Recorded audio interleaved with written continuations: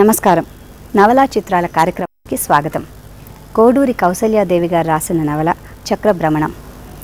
ఆంధ్రప్రభలో 1962 సంవత్సరంలో దీనికి best నవల్గా award వచ్చింది. మరి ఈ నవల్ని చిత్రం రూపంలో మనకి అన్నపూర్ణ సంస్థ వారు డాక్టర్ చక్రవర్తిగా అందించారు. మరి ఈ చిత్ర కథానాయకుడైన డాక్టర్ అక్కినేని నాగేశ్వరరావు గారిని ఈ చిత్ర విశేషాలు అడిగి తెలుసుకుందాం ఇవాల్టి మన నవలా చిత్రాల్లో.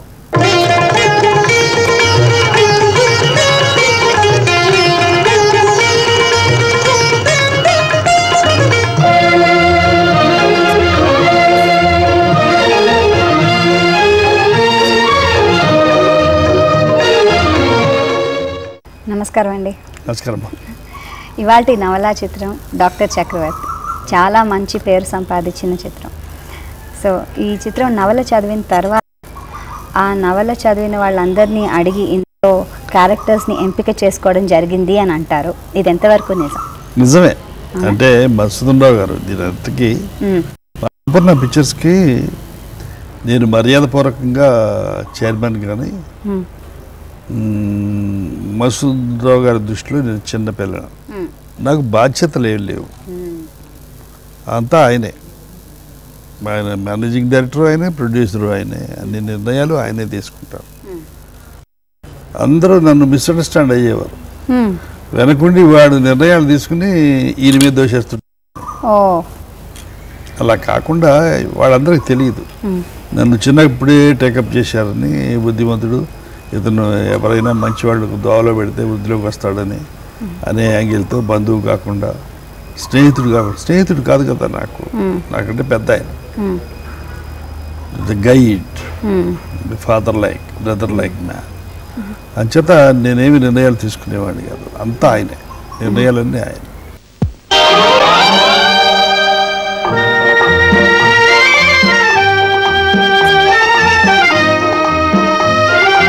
గొల్లపూడి మారుతీరావు గారికి మొదటిసారి మీరు అవకాశం ఇవ్వడం జరిగింది రచయితగా.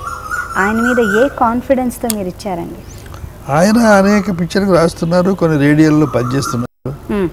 ఆయనలో ఈ నాటకాల్లో రాసే రచయితలందరూ కూడా మధుసూదన్ రావు గారికి చాలా బాగా పరిచయం. కారణం ఏంటంటే నా ఆంధ్ర నాటక కళా పరిషత్తులో ఒకటి ఉండేది, చాలా పాపులర్. అందులో ఈ రచయితలందరూ ఆత్రేయతో సహా అందరూ పాల్గొన్నవాళ్ళే. నాటకాలు రాసి ప్రదర్శించి వాళ్ళ ప్రతిభ చూపించిన వాళ్ళే. వాళ్ళందరితోనూ వీరికి బాగా పరిచయం ఉంది. కారణం ఏంటంటే నాటక కళా పరిషత్ సెక్రటరీ. ఆ నాటకాలు ఆడించడం, ఎవ్రీ ఇయర్ ఒకసారి సభలు జరగడం, అందులో వీళ్ళందరితో ఇంటరాక్ట్ కావడం, వాళ్ళ విషయాలు ఏమిటో వీరికి తెలుసుకోవడం, అవగాహన చేసుకోవడం, ఇవన్నీ మధుసూదన్ గారికి అలవాటు. ఆ కారణంగానే వీళ్ళందరితో దగ్గర పరిచయాలు ఉన్నాయి. అంచేత ఎవరు ఎటువంటి సన్నివేశాలు బాగా రాయగలరో, ఎటువంటి ఏం చేయగలరో, ఎవరి భాష ఎటువంటిదో, ఎవరి ఊహలు ఎటువంటివో మధుసూదన్ గారికి బాగా తెలుసు. ఆ కారణంగా వీళ్ళని చక్కగా వాటి టాలెంట్ని పిలిచి ఉపయోగించుకునేవారు. మీరు నవలు చదివారా అండి? నేను చదివాను, తర్వాత చదివారు. అవన్నీ మధుసూదన్ రావు చేసే పని, నా వైఫ్ చేసే పని. మీరు చేసిన తర్వాత మీ శ్రీమతి గారు ఏమైనా మీ దగ్గర నుంచి ఏంటండి ఇది ఇలా చేశారనో, లేకపోతే అలా చేస్తుంటే బాగుండే అలాంటి సలహాలు సూచనలు ఏమైనా ఇస్తూ ఉండేవారా? దీనికి సంబంధించిన ఇటువంటి ఏం లేవు. ఇటువంటి ఏం లేవు. ముందే చదివేది కాబట్టి ఏం మార్పు లేదు. ఆవిడ నాకు మార్పులు చెప్పింది కృష్ణార్జున అప్పుడే. ఈ మౌనం, ఈ బిడియం, ఇదేనా చెలియ కానుక. ఈ మౌనం, ఈ బిడియం, ఇదేలే మగువ కానుక. ఈ మౌనం. రికార్డులు ఎన్నో సృష్టించడమే కాకుండా ఆ సంవత్సరం నంది అవార్డ్స్ అనౌన్స్ చేసినప్పుడు మొదటి బంగారు నంది మీకు ఈ చిత్రానికి రావడం మరో పెద్ద విశేషం. కారణం ఏంటంటే డీసెంట్ ఫ్యామిలీ అంతా చూడదగ్గ చిత్రం. ఇందులో వల్గారిటీ, వైలెన్స్ ఇవన్నీ ఏం లేదు. వల్గారిటీ లేదు, వైలెన్స్ లేదు, మరి అసభ్యమైన సన్నివేశాలు ఏమి లేవు. అందుచేత దానికి రావడం సహజం. అందులో నావెల్, కుటుంబ సమేతంగా చూడదగ్గ పిక్చర్, సహజంగా ఉన్న పిక్చర్. అందుచేత ఇటువంటి రావడం ఆశ్చర్యంగా పడాల్సింది. ఎవరు ఫేవర్ చేయలేదు. అది ఏమైందంటే అప్పుడే అవార్డ్స్ సృష్టించారు వీళ్ళు. కరెక్ట్, అప్పుడే సృష్టించడం ప్రభుత్వం వారు, దాంట్లో బంగారు నంది రావడం అన్నది ఒక గొప్ప విషయమే కదండి. డాక్టర్ చక్రవర్తి సినిమా విషయానికి వచ్చేసరికి కథలో ఉన్న మార్పులు చేర్పులు నవలతో పాటు మీరేం చూసారు? నాకు తెలిసినవి కాదమ్మా. ఇప్పుడు ఏదైనా కూడా రచయిత ఏం చేస్తా అంటే పద విజృంభణతో దాన్ని లాగి లాగి లాగి మరి మరి మరి మరి విడమరిచి చెబుతారు. అదే చెబుతుంటే బోరు కొడుతుంది కాబట్టి దాన్ని క్వికెన్ చేస్తారు ట్రీట్మెంట్లో. ట్రీట్మెంట్ ఒక సినిమా ట్రీట్మెంట్ కథ నడిపేటప్పుడు ఈ సీన్ తర్వాత ఈ సీన్ తర్వాత అవి బోరు కొట్టకూడదు, చెప్పిందే చెప్పకూడదు. సర్లేదు తెలుసు కదా అనే ఫీలింగ్ వాళ్ళకి రాకూడదు. అయితే అటెన్షన్ పోద్ది కథ పైన. అందుచేత అది క్విక్గా నడిపేయాలి. కొన్ని లాగాలి, అటు పెట్టాలి. అవన్నీ చేయడానికి ట్రీట్మెంట్ అంటారు దాన్ని. సినోరియో స్క్రీన్ ప్లే ఏంటంటే ఎక్కడా మనం కథ వింటుంటే బోరు కొట్టకుండా ఒక 20,000 అడుగులు తీసి 5,000 అడుగులు కట్ చేయడం కాదు ట్రీట్మెంట్ అంటే. 16,500 అడుగులు తీసి 15,500 అడుగులు అటు పెట్టడం ట్రీట్మెంట్ అంటే. లేదా ప్రొడ్యూసర్ పోతాడు. ఇది ఎంత డబ్బే కదమ్మా, ఫిల్మ్ అంతా డబ్బే. ఇంతమంది ఆర్టిస్టులని తీసుకొచ్చి ఇవన్నీ వాళ్ళకి డ్రెస్ వేసి మేకప్ వేసి భోజనాలు పెట్టి ఇవన్నీ చేస్తున్నారంటే ఎంత డబ్బు అవుతున్నట్టు అర్థం. అంచేత treatment should be that tight, then we can entertain the audience without they are getting bore కొట్టకుండా. అంతేకాకుండా ఇందులో జగ్గయ్య గారు మీరు ఇద్దరు ఉంటారు. మల్టీ స్టార్ మూవీస్ అనేది అప్పట్లో ఎక్కువగా ఉన్నాయి. అండ్ చాలా ఎలా ఉండేదండి మీ రిలేషన్షిప్, ఎలా ఉండేది? ఇప్పుడు చాలా అరుదైన విషయం కాబట్టి అడగాలి. నేను మీకు మీ సమాధానం చెప్పని అవసరం లేదు, మీకే తెలుస్తుంది. ఒకవేళ వేళల్లో పొరపచ్చాలు ఉంటే అన్ని పిక్చర్లు ఎందుకు యాక్ట్ చేస్తారు? తర్వాత ఒక పిక్చర్తోనే ఏంటి ఇప్పుడు జగయ్య గారు నేను అతి దగ్గరగా ఉండే సన్నిహిత వేషాలు వేశాం, మరి విరోధగల వేషాలు వేశాం. రామారావు గారు నేను విభిన్న మనస్తత్వాలున్న ఇద్దరు హీరోల వేషాలు వేశాం, బ్రదర్స్ లాగా ఇద్దరు అలాగే వేశాం. మళ్ళీ రావణాసుడు ఆయన వేస్తే నేను నారదుడి వేషం వేశాను, ఆయన కృష్ణదేవరాజు వేషం వేస్తే నేను తెనం రామకృష్ణుడు వేషం వేశాను. విరోధాలు కొట్టుకునే వేషాలు వేశాం, మనస్పర్ధలు వచ్చే వేషాలు వేశాం కదా. ఎన్ని పిక్చర్లు ఉన్నాయి మా ఇద్దరు? 14-15 ఉన్నాయి. అసలు ప్రపంచంలో ఎవరు యాక్ట్ చేస్తారు అట్లా? మాకు వేషాలు వేయడంలో యాక్ట్ చేయడంలో డి అంటే డి కానీ వ్యక్తులుగా మాకేముంది? ఎవరు బతుకు వాళ్ళు బతుకుతున్నారు, ఎవరి క్యారెక్టర్స్ వాళ్ళు వేసుకుంటున్నారు, విజయాలు సాధిస్తున్నారు, అప్పుడప్పుడు ఫెయిల్ చూస్తున్నారు. This is life. యాక్ట్ చేసిన పిక్చర్లు అన్నీ బాగుంటాయా? ఒకళ్ళ విజయం కానీ అపజయం కానీ ఒకళ్ళ చేతుల్లో లేదు కదా. అత్యధిక సహజం. అప్పుడప్పుడు వీలున్నంత వరకు జాగ్రత్తగా ఉండడం మా ధర్మం. అందుకనే ఈర్ష్యా ద్వేషాలు ఆయన ఉంటే నేను ఉండకూడదు, నేను ఉంటే ఆయన ఉండకూడదు అంటే ఈ వేషాలు ఇన్ని వేయం కదండి. It's a recorded fact. ప్రపంచంలో ఎవరు చేయలేని రికార్డ్స్ అవి. ఇక జగయ్య గారు నేనుంటే ఆయన విలన్ వేషాలు కూడా వేస్తారు కాబట్టి ఆ గొడవ లేదు. బట్ ఆయన ఎన్ని విలన్ వేషాలు వేసినా అన్నిట్లోనూ ఈక్వల్గా మార్కులు కొడుతూనే ఉన్నాడు.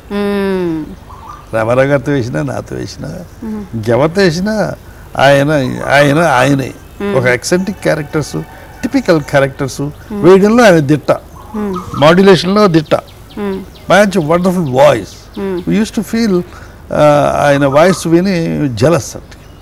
It's such a wonderful voice which I never had in my life. వంట ఎంత వరకు వచ్చింది? అయ్యో ఇంక ఇలాగే ఉన్నావా? వాళ్ళంతా వచ్చేసారు. వచ్చేస్తే సరాసరి వంటింట్లోకే వస్తారేమిటండి? వంటింట్లోకి వచ్చే మిత్రులే. ఏమిటి ఆలస్యం? ఆలస్యం ఏముంది, వచ్చేవారు మీ ఆప్త మిత్రులు కదా అని మరి 4 ఐటమ్స్ ఎక్కువ తయారు చేస్తున్నాను అంతే. పోనీ మమ్మల్ని కూడా సాయం చేయమంటావా? సాయం చేసినట్టే. కంగారు పడకు, ఆప్తమిత్రులేగా, అందుకని సరాసరి వంటింట్లోకి వచ్చేసారు. రావే చక్రవర్తి. డాక్టర్ చక్రవర్తి, మిస్సెస్ నిర్మలా చక్రవర్తి, మా ఆవిడ మాధవి. మీరు మీ కథల ద్వారా నాకు చాలా కాలంగా పరిచయం. ఇవాళ ఇలా వంటగదిలో ప్రత్యక్షంగా పరిచయం అయిందంటావు. ఇంత చాకరీ మీరు ఒక్కరే చేసుకుంటున్నారు, వంట మనిషిని పెట్టుకోకూడదు? ఇంటి పనులు ఇల్లాలే చేసుకోవడం ఓ అంతం, అందులో కొందరికి ఆనందం ఉంటుంది. అలవాటు లేని నీలాంటి వాళ్లకు అదంతా చాకరీగా కనిపిస్తుంది. ఈ చిత్రంలో అప్పటి వరకు మీతో హీరోయిన్గా నటించిన సావిత్రి గారు ఇందులో సిస్టర్గా చేశారు. చాలా అదొక అంటే అలాంటి స్టెప్ తీసుకోవాలంటే చాలా రిస్కే. రిస్క్ తీసుకున్నారు. కారణం అంటే